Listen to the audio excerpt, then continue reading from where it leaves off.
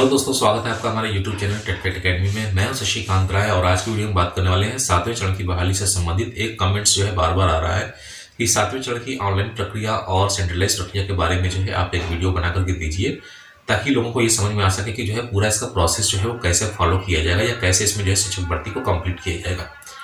तो ये वीडियो आपके सामने लेकर के उपस्थित हुए हैं और जो भी शिक्षक भर्ती चैनल को अभी तक सब्सक्राइब नहीं किया, चैनल को सब्सक्राइब कर लीजिएगा। चैनल को सब्सक्राइब करने के लिए आपको क्लिक करना हो सब्सक्राइब बटन पे, बेल आइकन पे प्रेस करिएगा।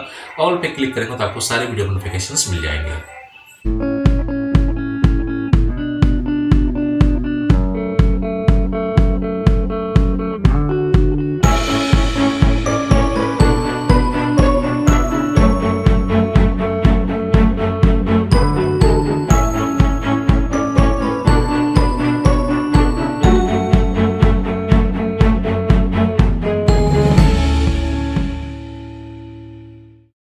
आप सभी अभ्यर्थी हमेशा से ये देख रहे हैं कि जितनी भी डिमांड अभी तक हो रही है बिहार शिक्षक भर्ती में परिवर्तन को लेकर के, वो ऑनलाइन और सेंट्रलाइज को लेकर के हो रही है कि ऑनलाइन होना चाहिए कि नहीं होना चाहिए, सेंट्रलाइज होना चाहिए कि नहीं होना चाहिए।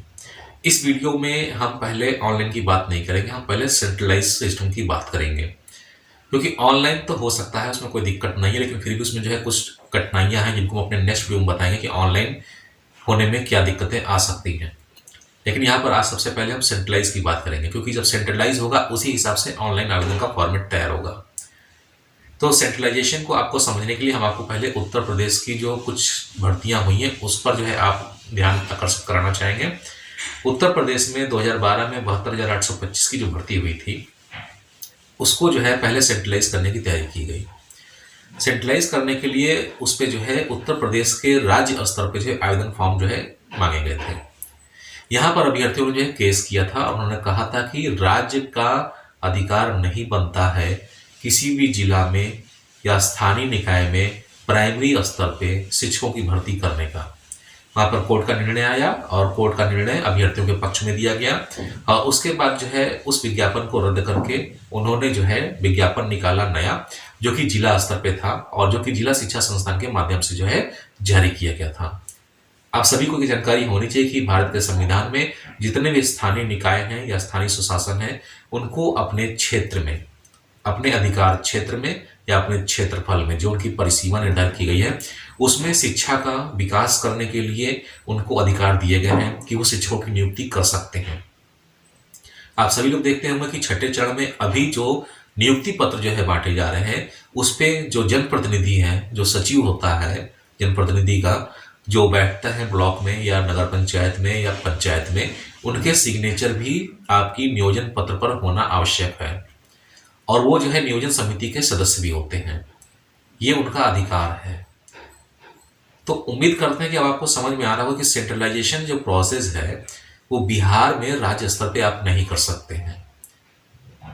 बिहार में राज्य स्तर पे सेंट्रलाइजेशन नहीं किया जा सकता है, जिला स्तर पे सेंट्रलाइज किया जा सकता है, क्योंकि जिला को पावर है शिक्षकों की भर्ती करने का।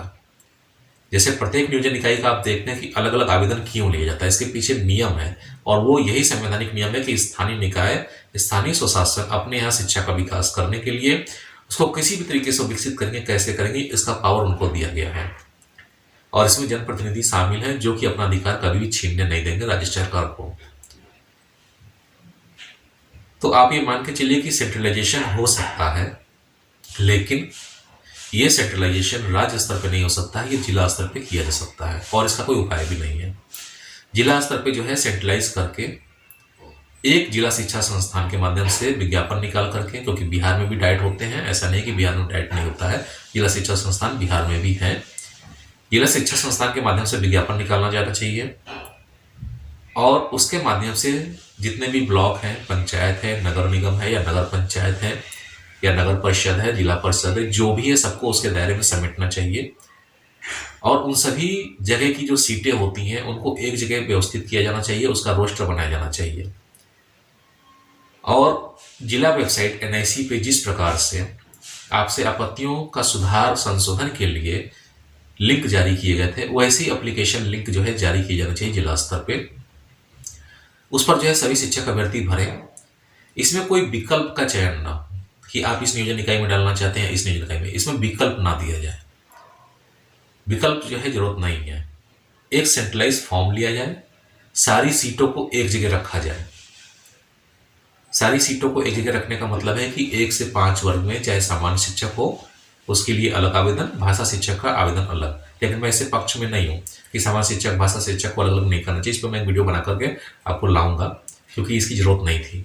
2006 से पहले भर्ती जो होती थी वो विषय आधारित भर्ती नहीं होती थी, वो एक साथ कंबाइंड होती थी, और उसको लाना चाहिए अगर सेंट्रलाइज करना है तो यहाँ पर जो है सामान्य शिक्षक का जिला स्तर पे एक आवेदन होना चाहिए और उसमें सारे ब्लॉक या नियोजन इकाइयाँ शामिल होनी चाहिए। इसके साथ ही भाषा शिक्षक का भी एक आवेदन होना चाहिए और उसमें भी जो है सारे ब्लॉक या नियोजन इकाई शामिल होने चाहिए।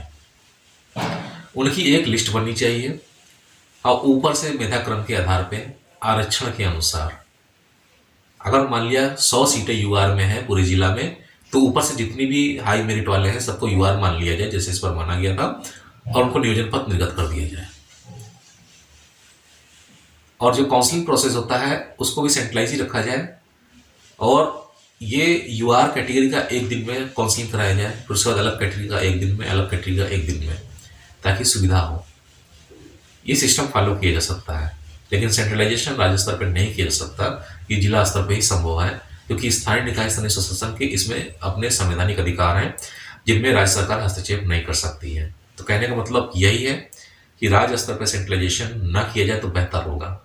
जिला स्तर पर सेंट्रलाइजेशन किया जा सकता है, जिससे आपकी आवेदन प्रक्रिया भी आसान होगी, ट्रांसपेरेंसी बनी रहेगी। अगर राज्य स्तर पर सेंट्रलाइजेशन किया गया तो आपकी ट्रांसपेरेंसी खत्म हो सकती है, आपको कुछ भी जानकारी नहीं मिल पाएगी कि राज्य हमारे साथ क्या कर रहा है, किस प्रकार से उसकी जो है भर्ती चल रही है, किस प्रकार से मेरिट लिस्ट का कैलकुलेशन हो रहा है, इसका आपकी जानकारी नहीं हो पाएगी। तो राज्य स्तर पर सेंट्रलाइजेशन होने की अपेक्षा जिला स्तर पर सेंट्रलाइजेशन किया जाना चाहिए और उसमें सभी नियोजन इकाइयों को शामिल किया जाना चाहिए।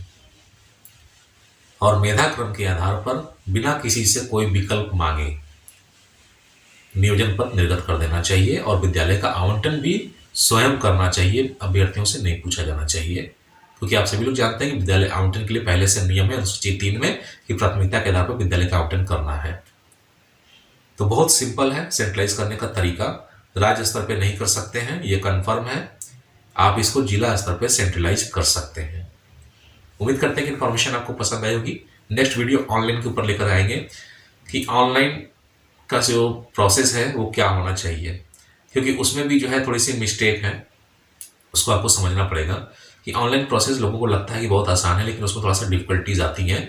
जैसे आपको जो है नियोजन प्रक्रिया में काउंसलिंग के समय डिफिकल्टीज आती है नियोजन इकाई चुनने में, वैसे ऑनलाइन के समय भी आती है। तो उसको भी जो है वीडियो में जो है कंसल्ट करेंगे आपके साथ में। फिलहाल आज के लिए इतना ही रखते हैं। उम्मीद करते हैं कि वीडियो आपको पसंद आएगा। वीडियो अगर पसंद है तो वीडियो को लाइक करिएगा, शेयर करिएगा, चैनल को सब्सक्राइब करना ना भूलिएगा। तो जल्दी मिलते हैं अपने नए वीडियो के साथ में, तब तक के लिए इजाजत दीजिए। धन्यवाद।